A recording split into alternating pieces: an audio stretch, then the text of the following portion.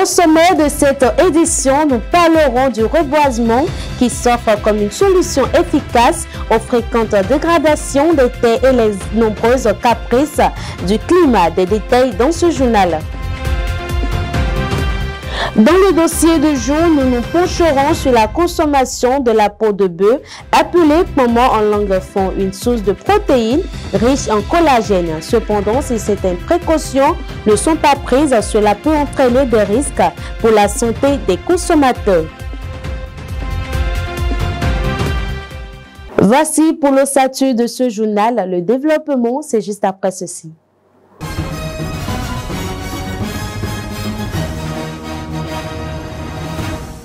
Mesdames et messieurs, bonsoir et merci de préférer le Rural Béni TV pour vous informer. Nous jetons d'abord un coup d'œil au temps qu'il fera demain dans les localités de Segbana et Peonko. En matinée à Segbana, de belles éclaircies sont attendues. La température variera entre 22 degrés Celsius et 25 degrés Celsius. Le vent soufflera du sud-ouest à une vitesse moyenne de 9 km par heure. À Peonko, la soirée s'annonce pluvieuse. Le mercure oscillera entre 25 degrés Celsius et 28 degrés Celsius. Le vent soufflera du sud à une moyenne de 6 km par heure. L'Agence belge de coopération internationale ENABEL a été désignée chef de file des partenaires techniques et financiers du secteur agricole au Bénin. La cérémonie d'installation s'est tenue le jeudi 17 juillet 2025 sous l'égide du ministère de l'Agriculture, de l'Élevage et de la Pêche en présence du ministre Gaston Kossi Dossouri. Ce choix reflète les résultats tangibles de la coopération belge et son engagement pour le développement agricole durable au Bénin. Les vitamines sont essentielles pour le bon fonctionnement de l'organisme. La vitamine A en particulier joue un rôle crucial dans la vision. Quel aliment privilégié pour en bénéficier? Élément de réponse dans ce reportage, Madeleine Atodino et Jean-Dac Torono. Les vitamines sont littéralement de petites animes pour la vie. En tant que composé organique indispensable pour l'organisme, leur carence peut entraîner des maladies assez graves. Parmi ces nombreuses vitamines, l'une d'entre elles, de la catégorie des liposolubles, représente l'élément essentiel de la vision grâce au rôle prépondérant qu'elle joue. Il s'agit de la vitamine A, produite par le bêta-carotène et dont la présence dans l'organisme dépend de certains aliments que l'on consomme. Lorsque vous consommez du bêta-carotène, ce composé de couleur rouge, jaune, que nous retrouvons au niveau de plusieurs matières premières comme l'huile rouge, comme la patate douce, la carotte, ce pigment-là, c'est plutôt de la provitamine A. Donc, lorsque vous consommez ce composé-là, et que ce composé rentre dans votre organisme, l'organisme peut transformer le bêta-carotène que vous avez apporté par votre alimentation, peut transformer cela en rétinol. Le rétinol, c'est le nom de la vitamine A. Et lorsque vous entendez rétinol, vous voyez déjà avec moi que au niveau des yeux, nous avons la rétine. Et il y a alors ce lien étroit entre le nom qui a été donné à la vitamine A et tout ce que nous avons comme vision. Donc, à partir d'un moment donné, la consommation de bêta-carotène est indispensable pour que notre organisme puisse produire à partir de tout ce que nous avons pris comme bêta-carotène. Plusieurs symptômes manifestes sont des indicateurs qui permettent de reconnaître une apparente carence en vitamine A dans l'organisme. Lorsque vous remarquez que vous avez des problèmes de vision, que vous voyez mal, ou que vous avez des problèmes d'assèchement de la peau, ou d'assèchement d'un certain nombre de muqueuses au niveau de votre organisme, vous devez savoir que au niveau de votre alimentation, qu'il y a une vitamine qui a commencé par manquer. Et ce n'est pas directement la vitamine A, c'est plutôt le bêta-carotène que vous devez prendre, qui est la provitamine A, qui est ce précurseur-là de la vitamine A au niveau de notre organisme. La vitamine A est indispensable à une bonne vision et au bien-être général. Reconnaître les signes de carence et privilégier une alimentation riche en bêta-carotène est une aptitude importante pour maintenir un apport suffisant et prévenir les conséquences néfastes sur la santé. L'École internationale des métiers agricoles prépare sa rentrée prévue pour septembre 2025.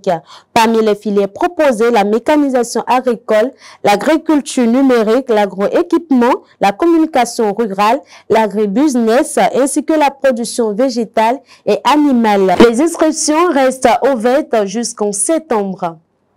Face à la dégradation fréquente des terres et les incertitudes climatiques, le reboisement apparaît comme une solution simple mais efficace.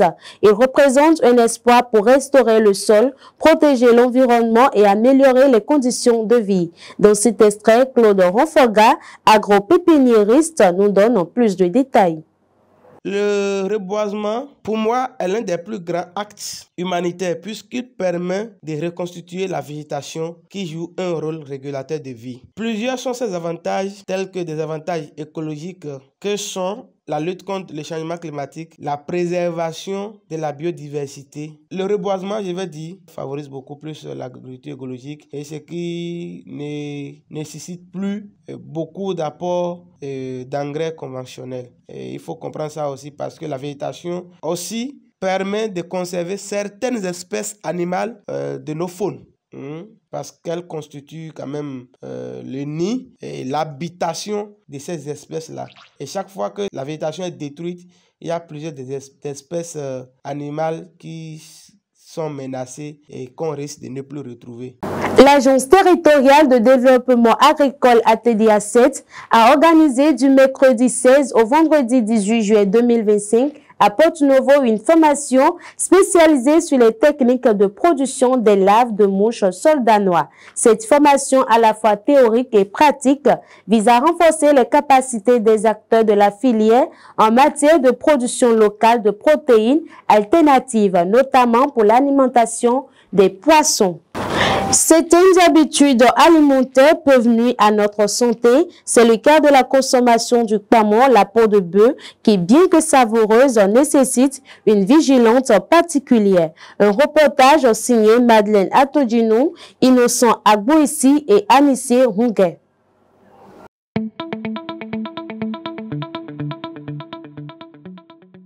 Si le kmama, une peau de bœuf prisée dans les assiettes béninoises presque au quotidien, détient selon les spécialistes de la santé certaines qualités non seulement pour l'organisme, mais aussi pour le soin de la peau grâce au collagène qu'il contient, pour certains d'entre les consommateurs, il serait riche en protéines et d'autres restent sous-informés des influences positives et négatives de cette viande sur l'organisme. Je pense que le kmama est fabriqué à base de la peau de la viande de bœuf. Et parlant des conséquences, bon, je pense que je n'en sais pas grand-chose sur cela. Mais parlant de ce que ça apporte à l'organisme, je peux dire que quand c'est fabriqué à base de la viande, donc ça peut apporter du protéine au corps. Je ne consomme pas parce que, compte tenu de la fabrication, comment ils fabriquent, ça, après l'avoir fabriqué, ça laisse des résidus noirs sur la peau de l'aliment, ce qui n'est pas très bon. Et ça apporte des maladies cardiovasculaires comme on peut citer le cancer, aussi d'autres maladies que je n'en sais pas trop aussi.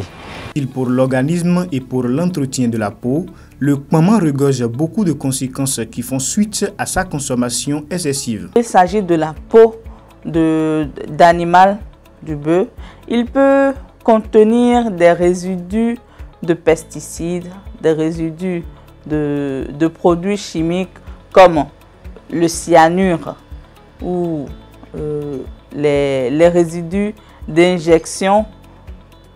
Et quand il n'est pas bien traité et consommé, ces éléments-là peuvent se retrouver dans l'organisme du consommateur. Aussi, les matières grasses qui sont contenues dans le kmama consommés en excès peuvent entraîner une augmentation du cholestérol sanguin et plus tard participer au développement des maladies non transmissibles comme l'hypertension, l'obésité, le diabète et ainsi de suite. Conscient de ces conséquences qui menacent la perfection de la santé publique, quelques pistes de solutions existent pour pallier aux impacts négatifs qu'engendre la consommation excessive du poumon sur la santé du consommateur. Veillez à ce que le poumon soit bien fumé si c'est la méthode de fumage qui a été décidée